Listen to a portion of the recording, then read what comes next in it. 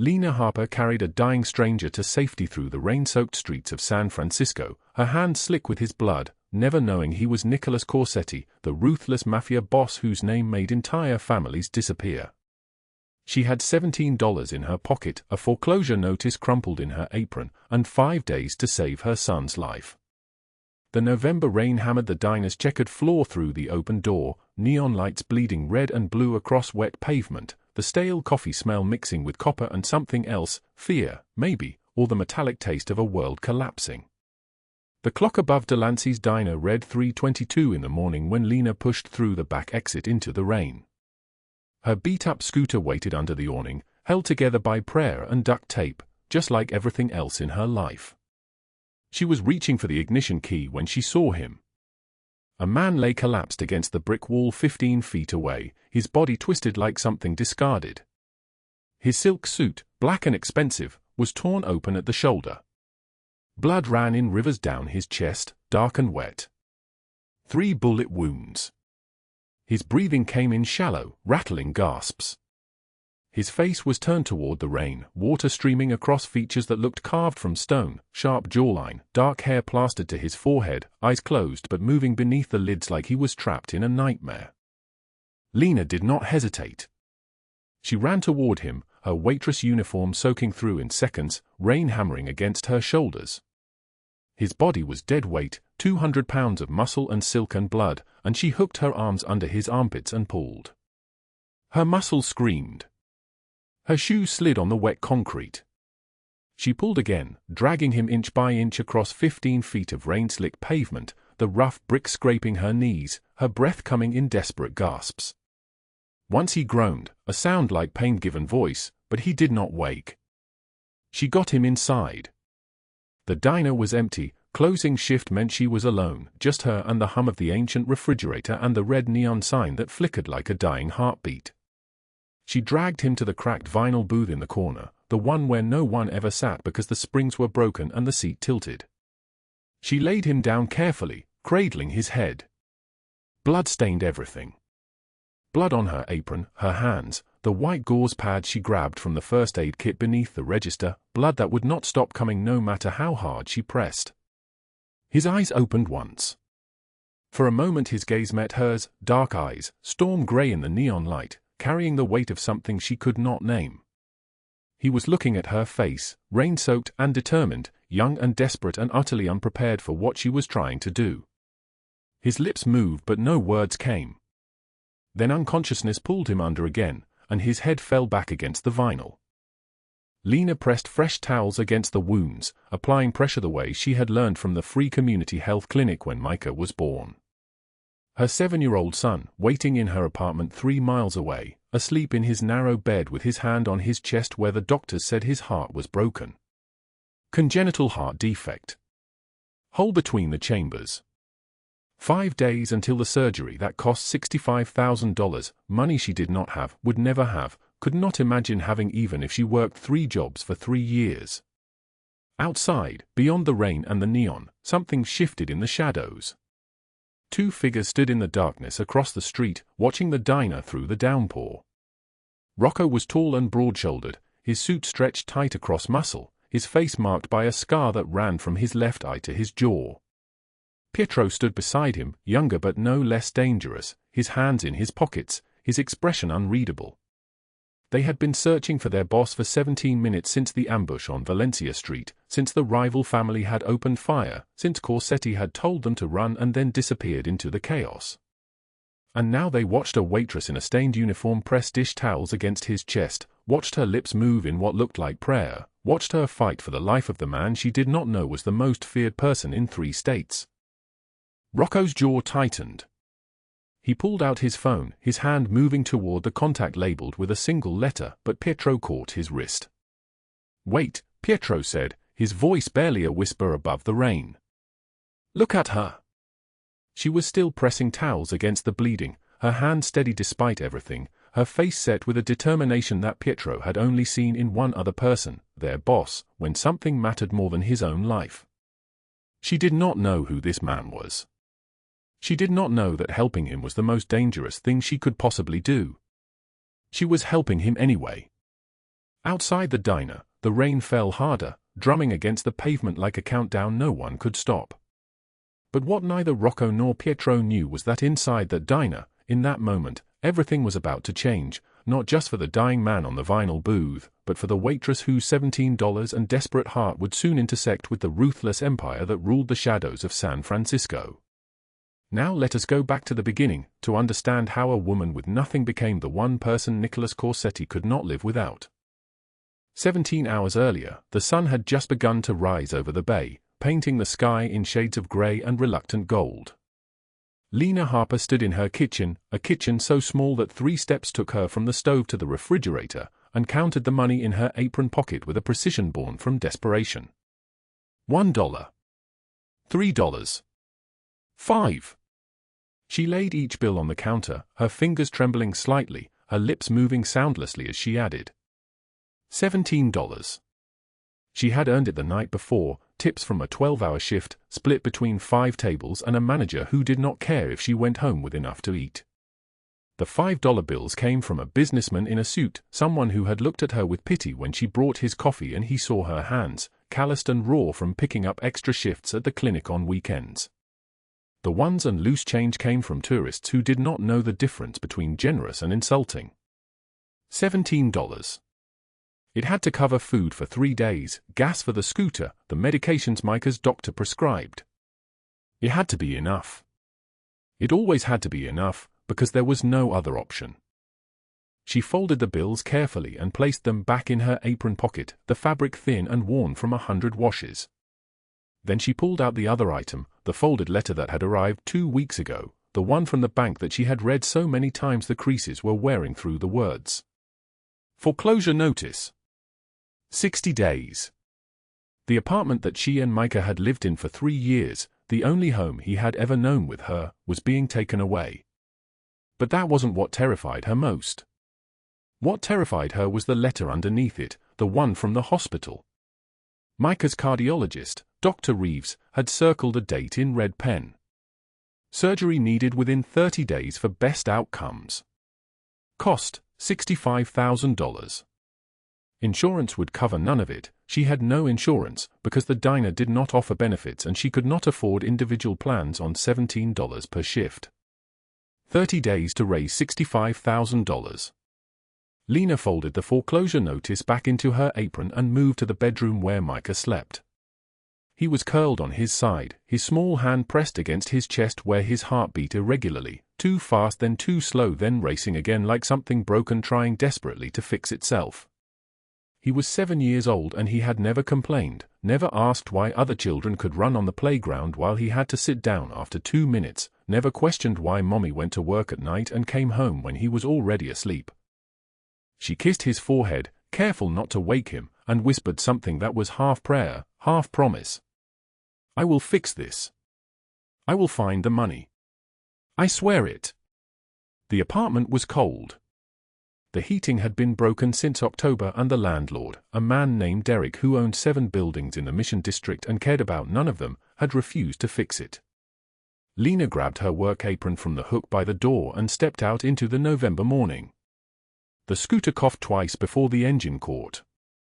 It was a 2008 Vespa that she had bought for $300 from a man who said it was barely used, and it had been falling apart ever since. The left mirror was held on with zip ties. The seat was ripped and the stuffing poked through like wounds. But it had wheels and it had an engine and it got her from the apartment to the diner to the clinic to every place she needed to be. She drove through the pre-dawn streets, the city still dark and dreaming, past the financial district where towers of glass and steel caught the first light, past the neighborhoods where people lived in houses instead of apartments, where their heating worked and their cars didn't require prayer. At 5:41 in the morning, she pulled into the alley behind Delancey's diner. The kitchen was warm. That was the first thing she noticed when she stepped through the back door, heat rising from the flat griddle where Miguel, the line cook, was already prepping for the morning shift. Miguel was 53 and had been at Delancey's for 12 years. He had kind eyes and never asked questions when Lena ate the mistakes, the eggs cooked wrong, the toast burned, the dishes that customers sent back uneaten.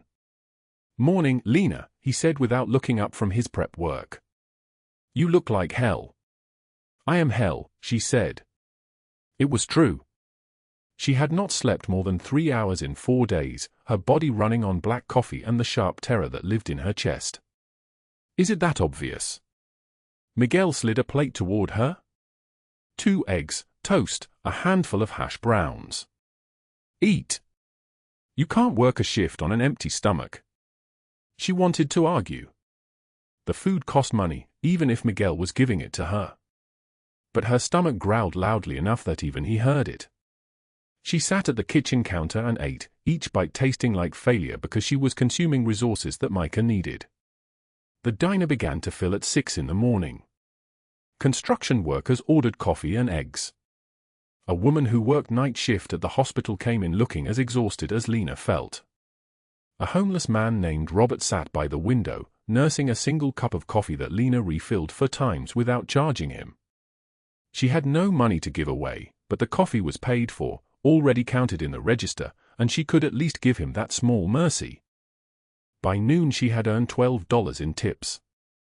12. She had 6 hours left in her shift, and the lunch crowd was picking up. There was a businessman in a booth by the window, the kind of man who wore a suit that cost more than her entire monthly rent. He was reading something on his phone, his jaw tight, his fingers drumming against the table like a countdown. She poured his water and his coffee, took his order, egg salad sandwich, house salad, iced tea, and tried not to think about the fact that his watch probably cost more than everything in her apartment combined. The rain started around 2 in the afternoon. It began as a drizzle, then picked up, fat drops that hit the diner's windows like accusation. By 4 o'clock, it was pouring, the kind of November rain that made the city look like it was drowning. And that was when everything changed. A man walked into the diner, and the temperature seemed to drop 10 degrees. He was tall, maybe 6'1" or 2, with shoulders that strained the seams of his black coat. His dark hair was slicked back from his forehead, water droplets catching the light. But it was his face that made Lena's breath catch, sharp features, a scar running down his left temple, eyes dark and penetrating like he could see straight through her into whatever lay beneath. He wore a suit underneath the coat, black and tailored, and on his wrist was a watch that caught the light and threw it back like a small fortune. He did not look around. He simply walked to a booth, sat down, and stared out the window at the rain. Lena approached slowly, pulling her pad from her apron pocket. "Welcome to Delancey's. What can I get you?" He did not look at her.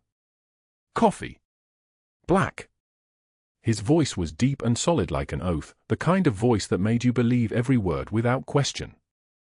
She poured his coffee and withdrew quickly, the way she had learned to do when powerful people wanted to be left alone. Through the kitchen window, she could see Miguel staring at the man with an expression she did not recognize, something between fear and respect.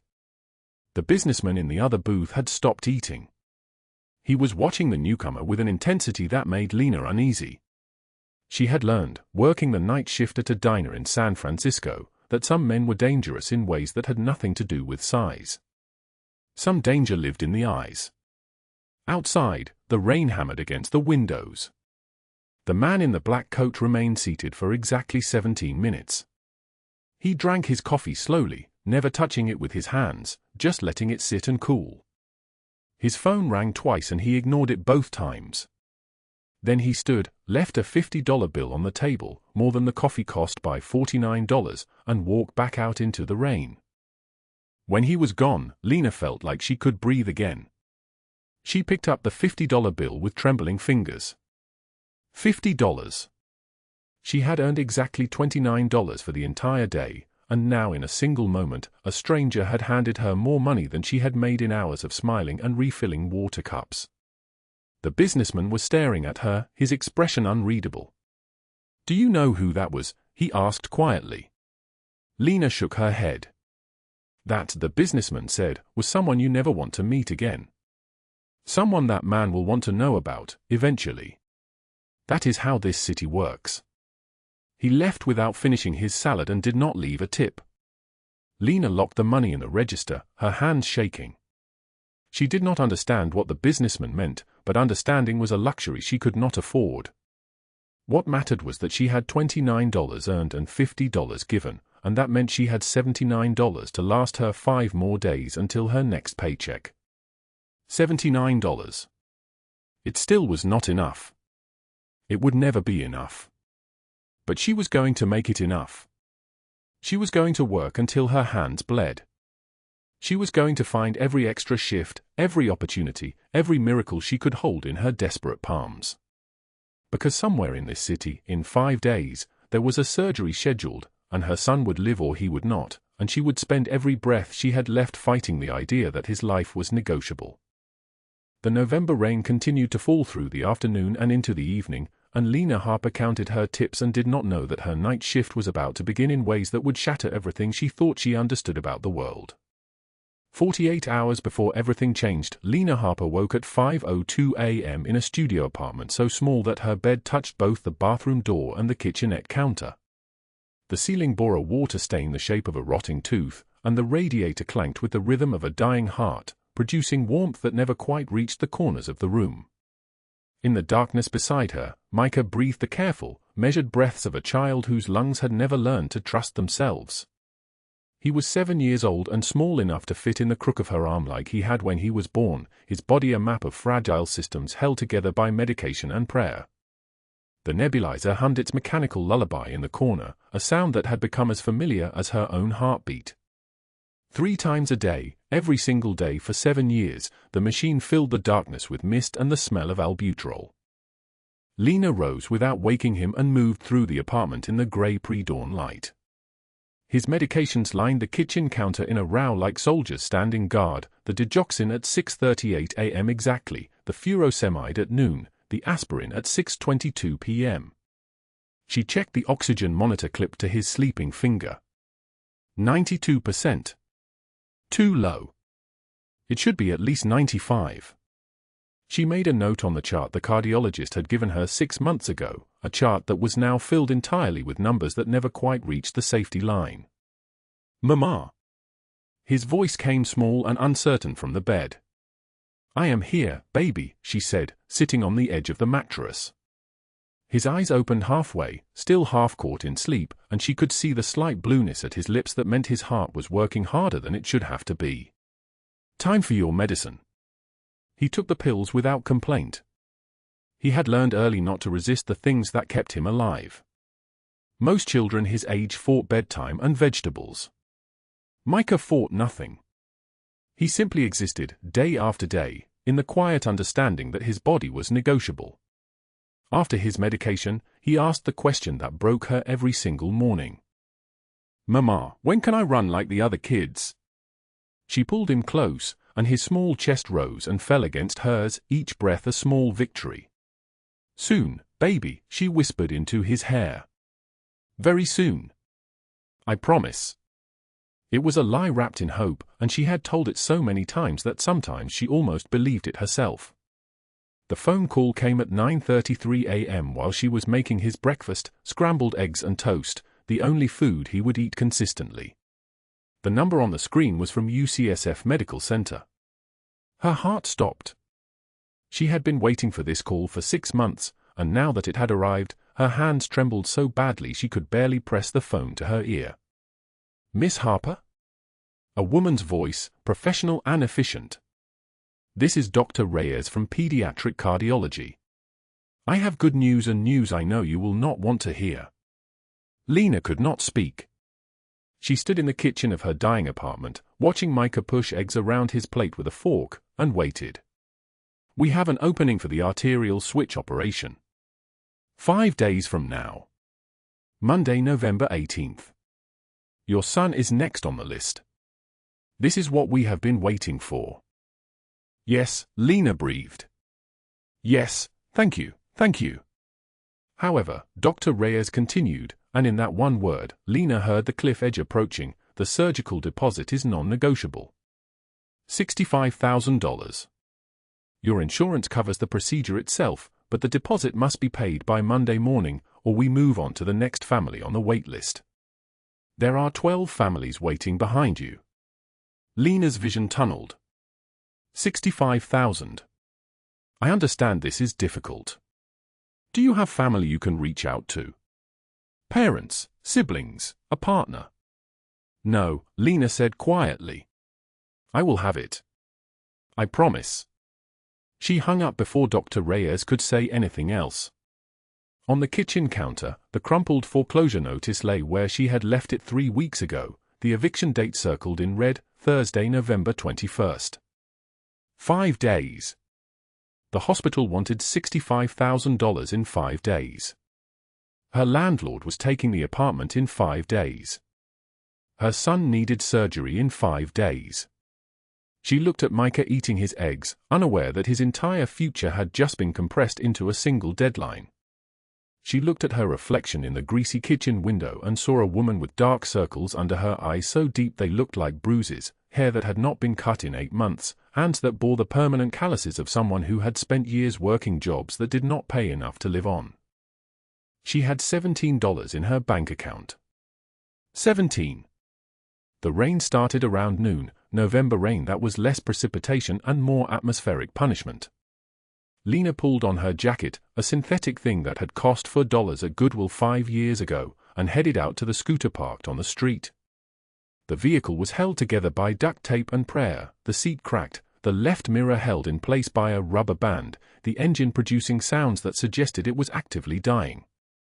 She kickstarted it anyway, and it coughed to life like a sick animal forced to keep running. Her first delivery was to a penthouse on Russian Hill. $75 order of croissants and coffee. The elevator ride to the 42nd floor took longer than most people's entire commute. When the businessman answered the door, he barely looked at her. He set the bill on the counter, and she waited for him to notice that the tip line was empty. He did not notice. She stood there for 3 long seconds, then turned and left. No tip. Her second delivery went to the marina, to a house with floor-to-ceiling windows overlooking the bay. She buzzed the intercom and waited. No one answered. She buzzed again. Waited. Called the number on the order. The phone rang 6 times and went to voicemail.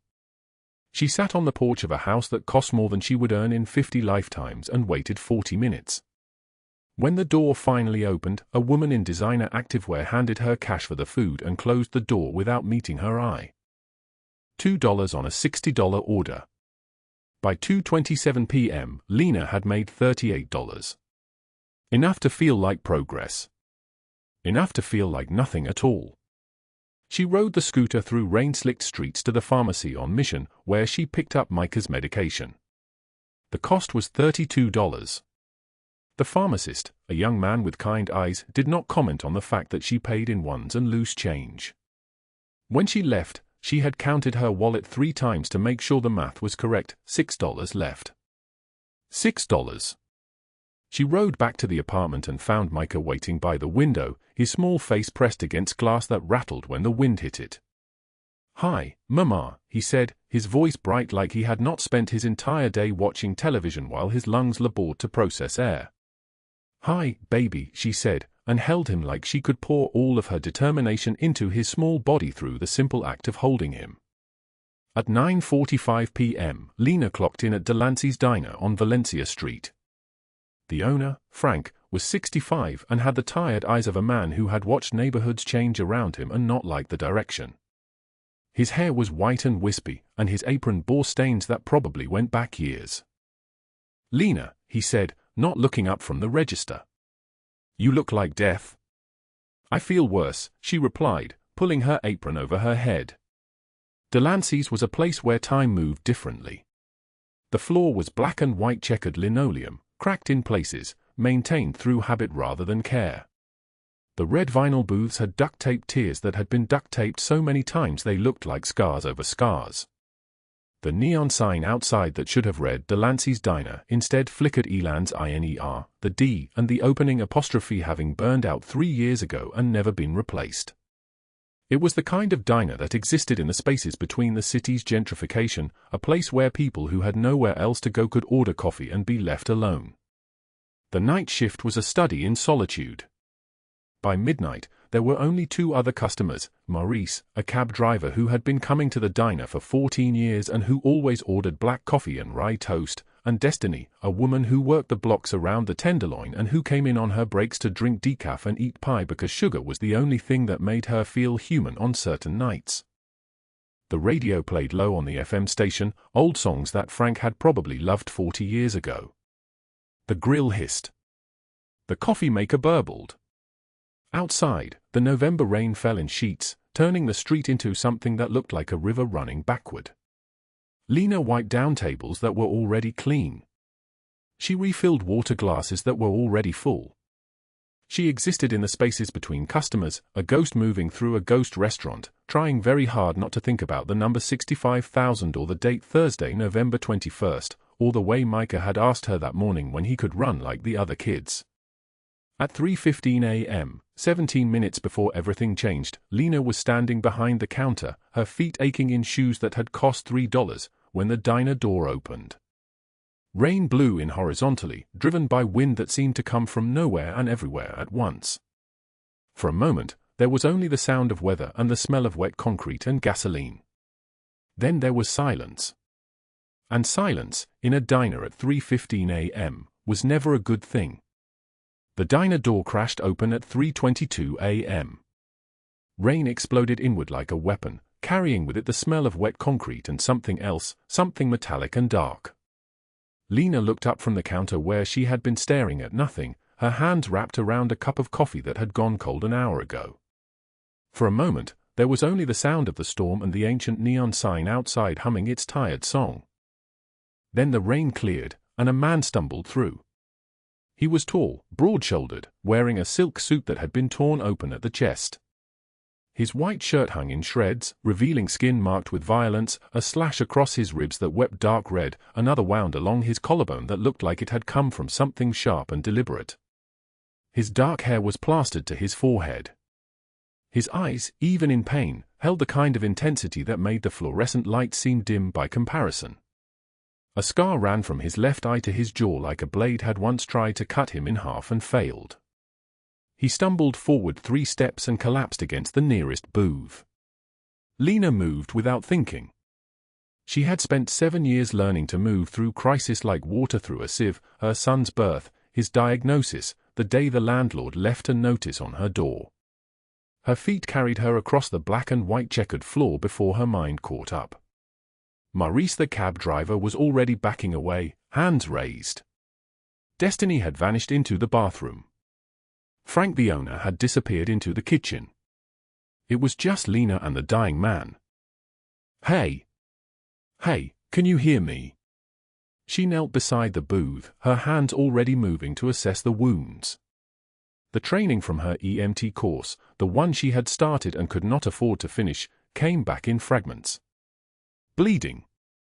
Multiple lacerations. Shock setting in, his pupils were dilating, his breathing shallow. She pressed the white cloth from her apron against the worst wound on his chest. Water, he said, his voice rough like gravel under a boot. Call no one. You need a hospital. You need. No police. No hospital. His hand gripped her wrist with surprising strength. Promise me. Lena pulled out her phone. Her finger hovered over the 9. She was 3 seconds away from dialing when the diner door opened again. This time, it did not open. It crashed inward like something had hit it from the outside. 2 men stepped through the threshold, and the entire diner seemed to contract around them. The first was Rocco. 42 years old, built like a boxer who had spent for decades perfecting violence. His suit was black, expensive, cut to accommodate the shoulder holster underneath. A scar ran across his jaw like someone had once tried to open his throat and managed only to leave a mark. His eyes were the color of dirty ice. The second was Pietro. 36, thin and sharp, with the dead eyes of someone who had seen things that broke something fundamental inside him. His suit matched Rocco's. His hand rested near his hip. They moved into the diner with the slow, calculated steps of predators entering a space they owned by right of violence. Rocco's eyes found the man in the booth immediately.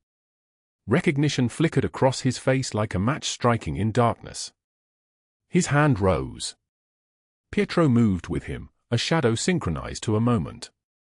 "Step away from him," Rocco said. Not a request. A command delivered in a voice like thunder wrapped in velvet. Lena did not move. Her hand stayed pressed against the wound. "He needs a hospital. He is losing too much blood." Pietro's hand came out with the smooth motion of muscle memory. The gun was small, efficient, designed for close work. The kind of gun men like him carried when they needed to leave a message in someone's body. Rocco's hand rose without moving his eyes from Lena. One hand. Just one hand, and Pietro's gun lowered. The two men exchanged a look that contained 15 years of history, 15 years of loyalty, 15 years of understanding each other's movements before they happened. "How did he get here?" Rocco asked. "He came through the door. He was bleeding. I helped him." "You carried him?" "Yes." Rocco stepped closer. He towered over her, his shadow swallowing the light from the fluorescent tubes. Up close, she could see the small scar on his neck, the way his hands were marked with old violence, the way he moved like someone who had learned to break things with precise, economic gestures. "You do not know who he is," Rocco said. It was not a question. "I know he is hurt. That is all that matters." Something flickered in Rocco's eyes. It might have been respect. It might have been the moment before death. With men like this, the line between the two was thin as wire. He pulled out his phone. Made a call. Spoke 3 words, "Get him now." 12 minutes passed in silence. Maurice had not returned. Destiny was still in the bathroom. Frank did not emerge from the kitchen. It was just Lena and the wounded man and the 2 predators in their black suits, waiting like statues carved from the same stone that built the city. A black SUV pulled up outside. No lights. Just appeared in the rain like something that had always been there and was only now becoming visible.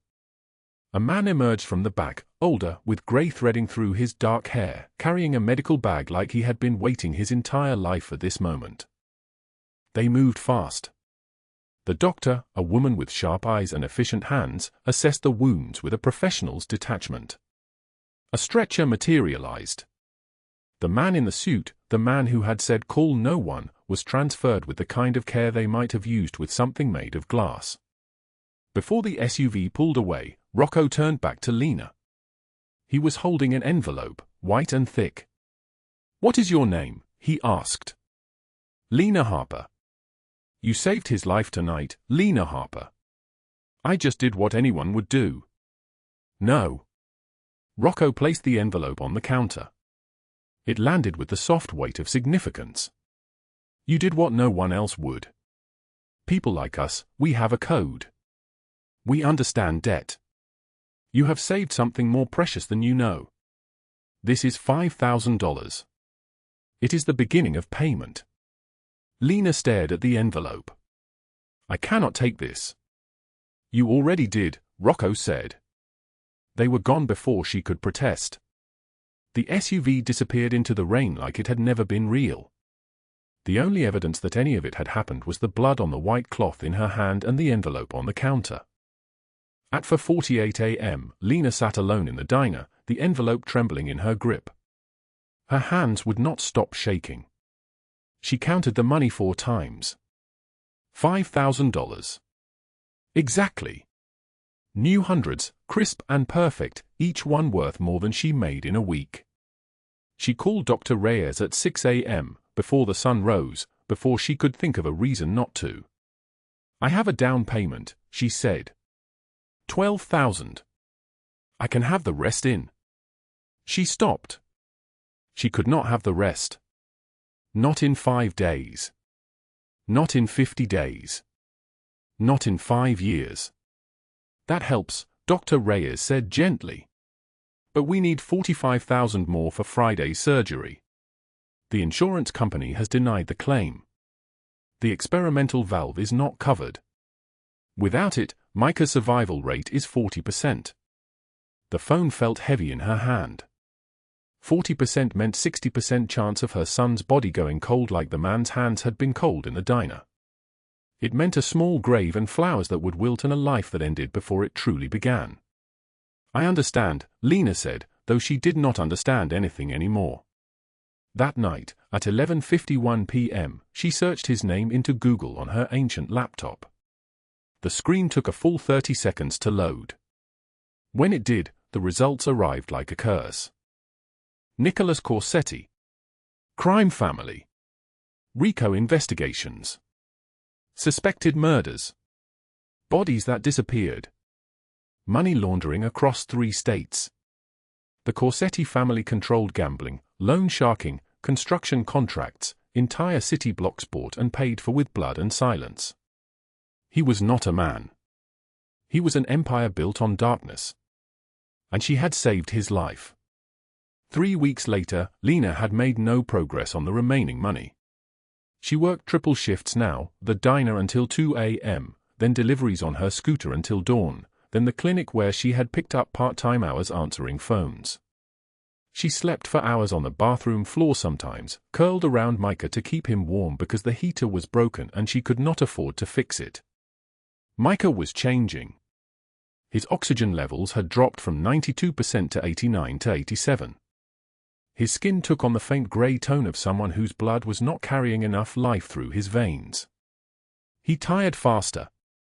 He complained of chest pain, which at 7 years old meant something was very wrong. At the free clinic in the Mission, Dr. Patel examined him with the gentle hands of someone who had delivered bad news 1,000 times and hated it every single time. His valve is deteriorating faster than we projected, Dr. Patel said. She was brown-eyed and soft-voiced, and her words fell into the room like stones into still water.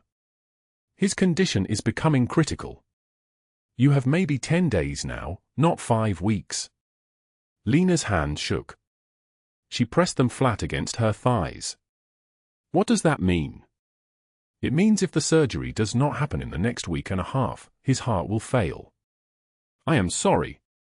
There has to be another option. Another treatment. Something. There is not. The only option is surgery, and it needs to happen soon. Lena nodded. She did not cry. She had learned not to cry. Crying took energy, and energy was a commodity she could not afford to waste. Dr. Patel leaned forward. Have you considered social media? Fundraising campaigns? There are organizations that help families in situations like yours. Lena had tried. She had created a GoFundMe page with Micah's picture, his diagnosis, the cost of surgery. She had shared it everywhere, Facebook, Instagram, neighborhood apps. In 3 weeks, it had raised $432. Some days she got 0 donations. Some days people commented cruel things. Why would you have a child you could not afford? Why were you so irresponsible? The money sat in a medical account, a cruel joke. She needed $65,000.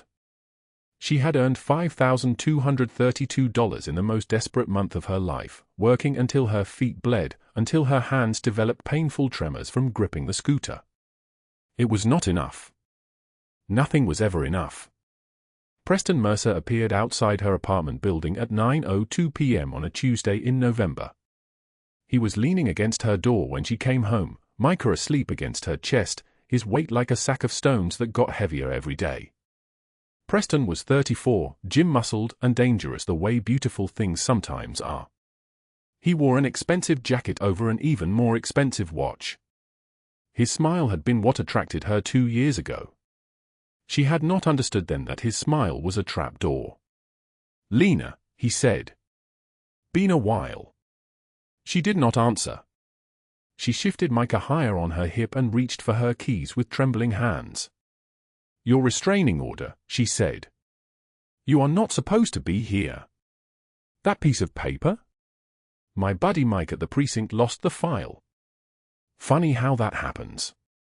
Preston smiled, cold and practiced. He moved closer. You look tired, babe. Working yourself to death. Step away from me. His hand covered hers on the doorknob. His skin was warm, and she remembered that warmth had once felt like safety. Now it felt like a cage closing. I have been thinking about you, Preston said. About us. About how you took something from me when you left. You put me in a hospital. You broke my wrist. I have the X-rays to prove it. You embarrassed me. Made me look weak in front of my friends. I do not forgive that. He leaned close. She could smell bourbon and cologne, expensive and sickening. You and the kid. You are going to need me soon. I can feel it. And when you come crawling back, begging for help, I am going to make you understand what it means to need someone. Micah woke. Started crying. The sound was thin and frightened, and Preston stepped back, smirking like he had won something. Soon, Lena, he said. Real soon. He left. She locked the door and slid down the frame, back against the wood, holding Micah while he cried, and she did not. The next morning, an envelope arrived under her door. Inside was $10,000 in hundreds. No note. No explanation. She did not understand. Her phone had been ringing less and less. The fundraiser had stalled. She had not mentioned the money to anyone. 3 days later, her scooter, the one held together by prayer and duct tape, broke down completely. The engine simply died on the corner of Mission and 24th, black smoke pouring from underneath the seat. The next morning, it was repaired. Sitting in her parking spot, full tank of gas, new spark plugs, new chain. A note on the seat in careful handwriting, paid in full. She asked the mechanic who had brought it in. Guy in a black suit, he said, not making eye contact. Didn't ask questions. Didn't leave a name. Something cold moved through her chest. She understood then that she was being watched. Helped. Protected by forces she could not name and could not refuse. But what she did not understand was why. In a penthouse office overlooking the city, Nicholas Corsetti sat at an enormous desk reviewing a report. The file was 3 pages long. Rocco had been thorough. Name, Lena Harper. Age, 29. Occupation, waitress, food delivery driver, part-time clinic worker.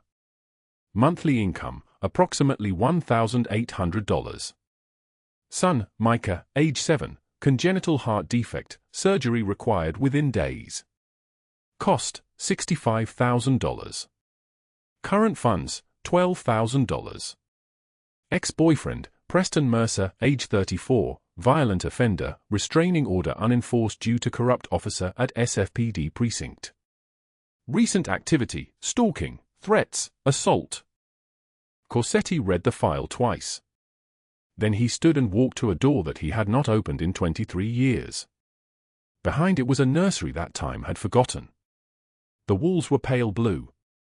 A crib stood in the center, perfectly made, as if a baby might arrive at any moment to sleep in it. Mobile hanging above, wooden animals suspended in an eternal dance.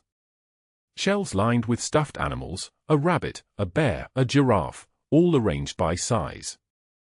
Everything covered in dust like snow. Rocco stood in the doorway, waiting. The boy, Corsetti said. His voice was different here, thinner, as if the room had drained something essential from him. How old is he? 7, boss. His name? Micah. Corsetti closed his eyes. When he opened them again, something ancient and broken moved in their depths. Daniel would have been 23. Daniel. The name hung in the dusty air like a ghost that could not leave. 23 years ago, Corsetti's first wife had gone into labor 3 months early. The doctors said it was complications. She hemorrhaged on the table. They saved her but not the child. Daniel lived for 4 hours. Corsetti held him the entire time, felt him breathe, felt him stop. The doctors took him away. Corsetti had never held another child, never trusted his hands with anything fragile again. He had built an empire instead. Built it with violence and precision, built it tall enough that he could not see the nursery from the top. Until a woman with desperate eyes had saved his life without knowing who he was. The surgery, Corsetti said. Pay for it. All of it. Anonymously. Rocco did not move. Boss, that is $65,000. I know what it costs. Do it. She will ask questions. Let her ask, Corsetti said. He did not look back as he left the nursery. He did not lock the door. Not this time. The heart monitor's beeping steadied into a rhythm that meant survival. Micah lay in the hospital bed, his small chest rising and falling beneath white bandages, the valve replacement complete, the surgery that would have killed him now behind him. Dr. Reyes stood at the foot of the bed, clipboard in hand, her voice carrying the weight of relief. The valve replacement went perfectly. His heart is strong. He will need monitoring, but he should live a normal life. A normal life. Words Lena Harper had stopped believing in somewhere around the time she was counting coins for groceries and rationing her son's medication like it was liquid gold. She sat beside Micah's bed, her hand folded around his small fingers, and the dam inside her broke. 2 years of fear came pouring out, 2 years of working double shifts, of not sleeping, of praying to a God she had stopped believing in, of carrying the weight of his mortality like a stone in her chest. Her shoulders shook. Tears fell onto his blanket. A nurse squeezed her shoulder and left quietly, understanding that some moments need to be private, need to be sacred. Micah's eyes fluttered open. Mama. His voice was thin, drugged, but it was there. I am here, baby. I am right here. She kissed his forehead and did not let go. But that night, while Lena sat in the hospital cafeteria eating her first real meal in 48 hours, Preston Mercer was watching the security footage from his apartment. He had been following her for months, his rage a living thing that grew with every rejection, every time she changed her number, every restraining order she filed. He had seen the expensive hospital, the private room, the new clothes that did not come from thrift stores. He had watched from the parking lot as expensive cars arrived, as flowers came from luxury florists, as the trajectory of her life bent upward in a way that made his blood boil. A sugar daddy. That was the only explanation his drunk mind could construct. At 11:40 p.m., the hospital parking garage was nearly empty. Fluorescent lights hummed above concrete pillars, casting everything in a sickly yellow glow. Lena walked toward her car, her steps lighter than they had been in years, her mind already back in Micah's room, already planning the recovery, already imagining his laughter returning. She did not hear the footsteps until Preston stepped from behind a pillar 15 feet away, swaying slightly, his eyes wild with liquor and something worse. So you got yourself a sugar daddy, huh? His words slurred at the edges. Lena's entire body went cold. Preston, no. Go home. She turned to walk faster, but he moved with surprising speed for someone drunk, grabbing her arm, spinning her around, slamming her against the side of a parked sedan. The impact knocked the air from her lungs. You think you are better than me now? Think you can just move on like I mean nothing? His voice was a snarl, his breath reeking of whiskey and rage. Let me go. Her voice was barely audible. No. You owe me. You humiliated me in front of my friends, in front of my family. His hands came up, closed around her throat like a vice. I am going to take that kid from you. I am going to make you watch him go into foster care while you rot in a cell for child endangerment. I have got friends. Cops who owe me favors. It will be so easy. Cold concrete against her spine. Pressure on her windpipe.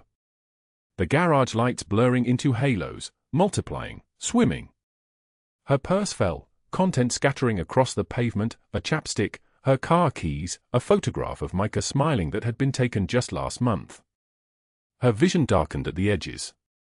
She could not draw breath. Her legs weakened, her fingers clawing at his hands but finding no purchase, no mercy. This is how it ends, something in her mind whispered. I saved my son and now I will die and he will wake up asking for me and I will not be there. Her lungs burned. Darkness crept in from the periphery like a closing fist. Then the footsteps. Multiple. Fast. Running. Preston's grip loosened instinctively. 12 men emerged from the shadows of the parking garage, moving with the coordinated precision of a machine, their black suits blending into the darkness so completely they seemed like ghosts materializing from nothing. Rocco led them, his face carved from stone, his presence alone enough to drain the color from Preston's face. The man released Lena, backing against the car, his hands rising in what he thought was a placating gesture. "Who the hell are you?" His voice cracked with the first real fear he had shown in years. Rocco's response came out flat and final, "The people who have been watching." Preston's hand went to his waistband. The knife came out in one desperate motion, a 6-inch blade that caught the fluorescent light. "Stupid." Rocco moved like water, disarming him in 2 seconds, slamming him to the concrete in 3. The knife skittered across the ground and disappeared into shadow. Preston screamed, "I am connected. I have got cops. You cannot touch me." Pietro stepped forward, placed one boot on Preston's chest with casual finality. "Those cops." His voice was smooth, conversational. "We own them now. Your buddy Mike at the precinct? He just got a visit from Internal Affairs. Federal corruption charges. Turns out he has been taking bribes for years. We have got evidence everywhere, bank transfers, property purchases, offshore accounts. It is all being filed with the FBI as we speak." Rocco pulled out his phone, scrolled, and pressed play. Preston's own voice filled the garage, clear and unmistakable, threatening to take Micah, threatening to destroy Lena, using language that made even hardened criminals wince. 6 months of this, Rocco said quietly. Stalking. Harassment. Assault. All time-stamped. All documented. We have got videos from the restaurant, from outside her apartment building, from this garage tonight. The FBI has copies. The district attorney has copies. By morning, every news outlet in the city will have copies. Preston's face went white, the color draining like water from a broken vessel. "You cannot prove, we already did," Pietro said. They hauled him to his feet, and the moment his legs touched the ground, they gave out. He collapsed, trembling like a cornered animal, begging incoherently. "Please, please, I did not mean it. I will leave her alone. I will move away. I will never." Rocco leaned close to his ear. "You should have thought of that before you put your hands on her." They dragged him toward the black SUVs waiting at the garage entrance, his screams echoing off concrete and steel. Lena slumped against the car, gasping, her hand pressed to her throat where Preston's fingers had left bruises already darkening into violence. Her vision cleared slowly. Her lungs burned with each breath. She could not speak, could not move, could only stand there in the yellow fluorescent light, shaking like someone pulled from cold water. Then Nicholas Corsetti stepped from the shadows where he had been watching the entire time. He approached slowly, his hands visible, non-threatening, moving with the careful deliberation of someone approaching a frightened animal. His black coat hung from his broad shoulders like something expensive and heavy. Up close, she could see the silver threading his dark hair at the temples, the scar that ran from his left eye to his cheekbone, the depth of something ancient and knowing in his gaze. "Are you hurt?"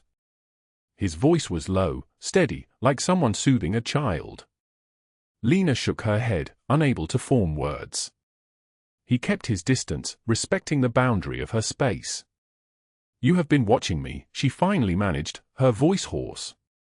"Since the night you saved my life," Corsetti said. "Why?" "I did not ask for your help. I did not ask for any of this." She gestured at the hospital, at the emptiness where Preston had been, at the turned upside-down trajectory of her life. "Because you are in danger. And because," he paused, choosing words with the precision of someone unaccustomed to explaining himself. "Because I could not stand to see another child lose their mother. I lost someone once. Someone I should have saved. I will not lose again. Not when I have the power to prevent it." Before Lena could respond, Pietro's phone buzzed. He checked it, his eyes widening. He showed the screen to Rocco, who nodded once. Within seconds, news alerts were flooding through the garage. Live news report: Preston Mercer arrested on multiple felony charges including stalking, harassment, assault, witness intimidation, and conspiracy. Detective Mike Rourke also arrested on federal corruption charges. Bodycam footage released online showing Preston bragging about evading restraining orders, about having police connections, about plans to take Micah into state custody. The video went viral in 20 minutes. His face plastered across every screen, booking photos, mug shots, perp walks. Reporters shouting questions he did not answer. News anchors recounting his crimes with the satisfied tone of those delivering justice. His lawyer abandoning him within hours. Everything he had built on violence and connections crumbling into dust.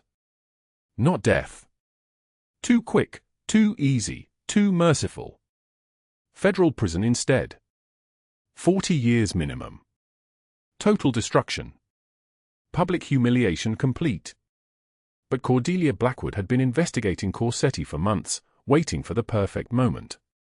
2 days later, she made her move. The studio lights were bright, the kind of brightness that bleached everything into stark clarity. Cordelia sat in the anchor chair, her smile sharp as a blade, her perfect blonde hair catching the light like spun gold. She had compiled everything: documents, recordings, ledgers, names of corrupted officials, offshore accounts, shell companies operated through dummy corporations. 20 years of Corsetti's empire laid bare like the skeleton of something that had only appeared alive. "Tonight, I am going to tell you about Nicholas Corsetti," she began, her voice honeyed with triumph. "The man San Francisco whispers about but never touches. For 2 decades, he has built a criminal empire on extortion, money laundering, human trafficking, and violence. And I have proof." She displayed documents on screen. Corporate records. Bank transfers. Offshore accounts in the Cayman Islands and Switzerland. His latest obsession is a waitress named Lena Harper. In 6 weeks, he has spent over $100,000 on her. Why? Because her son reminds him of the child he lost. Nicholas Corsetti is not a savior. He is a predator playing at redemption, and the people of this city deserve to know the truth. The broadcast went viral instantly. By 7 p.m., federal prosecutors were moving. By 8 p.m., Rocco and Pietro received subpoenas. By 9 p.m., they stood in Corsetti's study, the weight of what was coming pressing down on all 3 of them like the lid of a coffin closing. "Boss, the feds are offering immunity," Rocco said. His voice was steady, but his hands told the truth, they were trembling. "Full witness protection. They want testimony about the entire operation." Corsetti nodded slowly, as if he had been expecting this, as if this was always the inevitable end. "Take it." Pietro's voice broke. "We cannot just leave you. You are our family." Corsetti stood, moved to the window where the lights of San Francisco spread out like a kingdom he was about to lose. "I am your employer. I have been a good one. But I am also a criminal. And that life is over." He turned back to face them. "Testify. Tell them everything. Burn it all down." Within 48 hours, his empire collapsed. Arrests cascaded like dominoes. Shell companies seized. Offshore accounts frozen. Entire networks dismantled. The machine he had built piece by piece over 20 years came apart in days. Cordelia watched from her penthouse, assuming she had won, assuming the game was finished, not understanding that Corsetti had been preparing for this moment for months. He had quietly transferred assets. He had been building an exit strategy, not for himself, but for one person.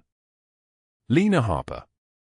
When the news broke, when her apartment was surrounded by reporters and her face was on every screen, when she learned the full extent of what Corsetti was, what he had done, what he had built, what he had destroyed, she felt the ground shift beneath her feet. Micah asked in his small voice, "Mama, why are those people talking about us?" She had no answer. Only silence and the weight of impossible choices. 6 months later, the studio apartment in the Sunset District was so small that Nicholas Corsetti could touch both walls if he stretched his arms wide. The mattress on the floor had cost him $47 at a thrift store. The French press on the hot plate, the only luxury he allowed himself, had been $12. He woke at 6 in the morning, the way he had woken for 23 years, but now there was no security detail, no encrypted phones, no lieutenants waiting outside. There was only rain against the window and the sound of the city waking up without him. He pressed the coffee grounds and stood at the window, watching fog roll through the streets. His hands were different now. Calluses in new places. Nail bed stained with sawdust instead of blood. The gold watch was gone. The rings were gone. The cashmere coat that had cost $8,000 had been sold to a consignment shop on Valencia Street for $390. He had used the money to pay his first month's rent. The construction site in Daly City was a 30-minute bus ride away. Nicholas took the same bus every morning at 7, standing among nurses and grocery store workers and students, invisible in a way he had never been visible before. His crew knew him as Nick. They thought he was a carpenter who had moved to the city for a fresh start, which was true in every way that mattered. He framed houses, measured 2x4s, drove 16-penny nails into wood that would shelter families who had struggled like Lena had struggled. The foreman, a man named Derek who was 54 and had never been to prison, nodded at him and said, "Good work today, Nick. See you tomorrow." Tomorrow. The word felt miraculous. At the same hour that Nicholas was leaving his studio apartment, Lena Harper was pouring coffee in the break room of the free clinic on 3rd Street.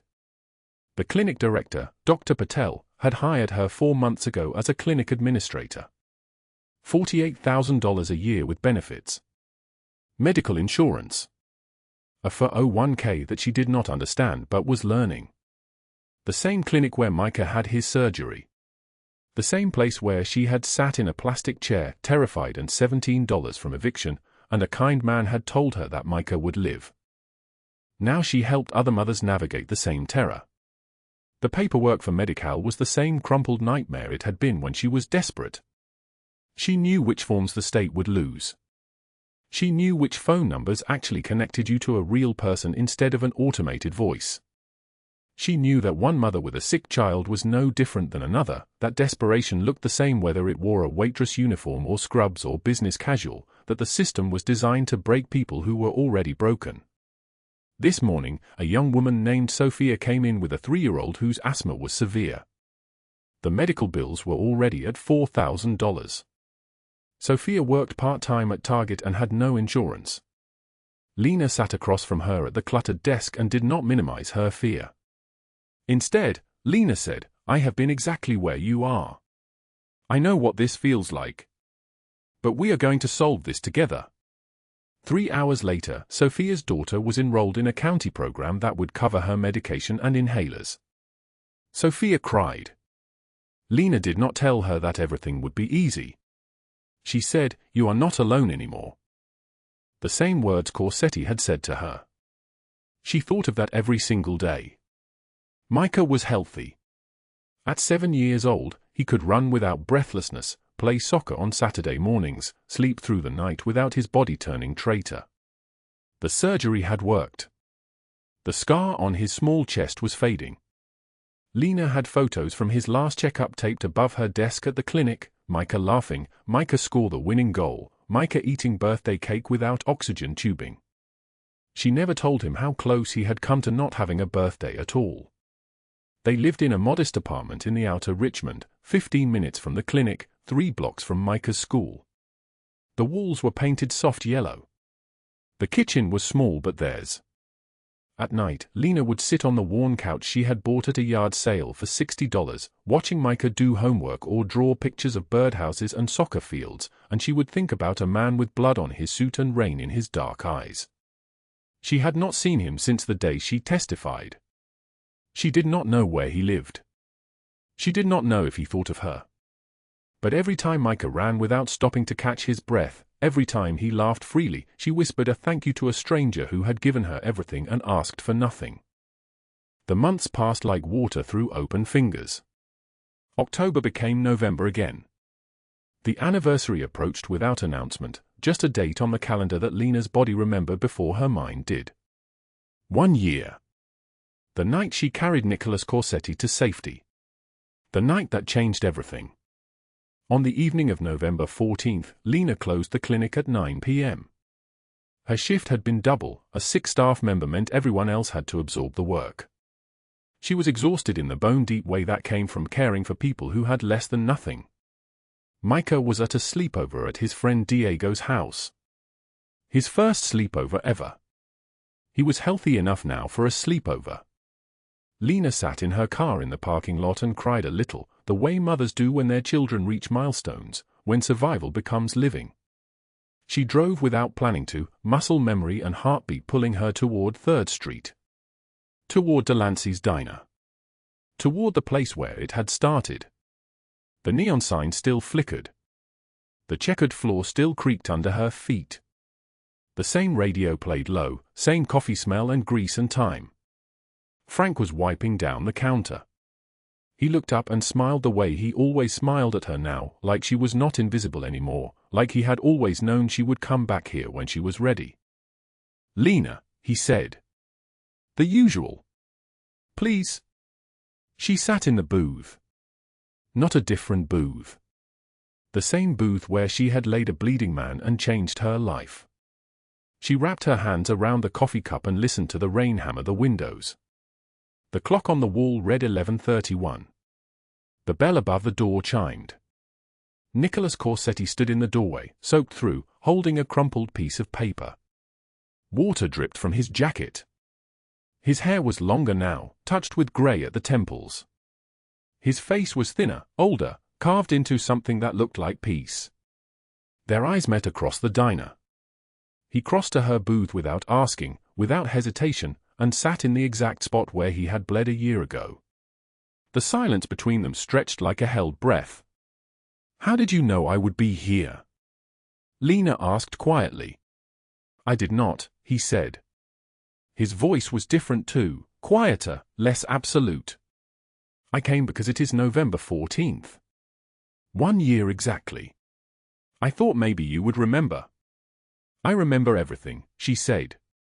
He placed the crumpled paper on the table. It was old, faded, the kind of photo that has been held so many times the creases are worn soft. A newborn in a blue blanket. Eyes closed. Impossibly small. His name was Daniel, Corsetti said. He lived for 4 hours. I held him the entire time. Lena's breath caught. She reached across the table but did not touch him, just waited. "I am so sorry," she whispered. "For 23 years, I built an empire on that loss," he continued. "I thought power could fill the hole. It could not. Then I woke up in this diner and saw you, a woman with nothing, risking everything for a stranger. And I realized I had spent 2 decades becoming the wrong kind of man." He looked at the photograph of his dead son. "When I learned about Micah, about his failing heart, about the surgery you could not afford, he is 7. The same age Daniel would have been when he learned to ride a bike. When he lost his first tooth. When he started 2nd grade. All the moments I never got." His voice broke on the last word. "I could not save my son. But I could save yours. Maybe that is the closest I will ever get to redemption." Lena reached across the table and took his hand. His palm was rough now, a carpenter's palm, honest and scarred. "You did save him," she said. "You gave me my son's life. How do I ever repay that?" "You do not," Corsetti said. "You just let him grow up happy. You let him be 7 years old and play soccer and eat birthday cake. That is more than enough." They sat in silence. Rain thundered against the windows. The radio played something low and acoustic. Frank was in the kitchen, giving them space, the way good people do. "What do you want, Nicholas?" Lena asked finally. "From me? From this?" Corsetti looked at her. This woman who had carried him through rain. This woman who had saved his life when she had $17 and a dying child and every reason to walk past him on that pavement. "I want to build something that is not marked by blood or fear," he said slowly. "I want to prove I can be more than what I was. I want the chance to be the man you thought I was when you saved me. Even if I do not deserve it. What if you already are? Lena whispered. He closed his eyes. When he opened them again, something had shifted in his face. Permission. Hope. The possibility of a future that was not predetermined by the past. I work as a carpenter, he said. I make $16 an hour. I live in a studio apartment that is smaller than the closet where I used to keep my coats. My car is 8 years old and the engine sounds like it is dying. I have no money, no power, no connections. I have nothing to offer you except, he stopped, searching for words. Except that every day I wake up and I think of you. And I think that maybe I could be someone worth knowing. Lena did not let go of his hand. I do not know what this is, she said. I do not know what it becomes. Neither do I. But I think I want to find out. Corsetti's face softened in a way that made him look younger and older at the same time. So do I. They sat there until midnight slid toward 1 in the morning, talking about small things. Micah's soccer tournaments. The birdhouse Corsetti had built in his garage, the one he had taught a 15-year-old boy to sand. A documentary about climate change. A book Lena was reading about women in science. No grand declarations. No promises of forever. Just 2 people, equals now, choosing to try. At 12:47 a.m., they left together. Nicholas held the umbrella. Lena walked beside him into the rain-soaked city, their hands almost touching but not quite. They walked slowly, neither wanting to reach the end of 3rd Street. Above them, the neon lights of San Francisco reflected in wet pavement like scattered diamonds. Behind them, Delancey's diner glowed against the darkness, the place where a ruthless mafia boss had become human and a poor waitress had become his salvation. The rain continued to fall. The city continued to breathe. And 2 people who had lost everything walked forward into the possibility of something true. Sometimes the people who seem invisible carry the greatest light. Lena Harper had $17 and a crumpled foreclosure notice, but she had something Nicholas Corsetti had lost decades ago, the instinct to save a life without asking what it cost. He built an empire on power. She built a life on love. In the end, only one of those things survives.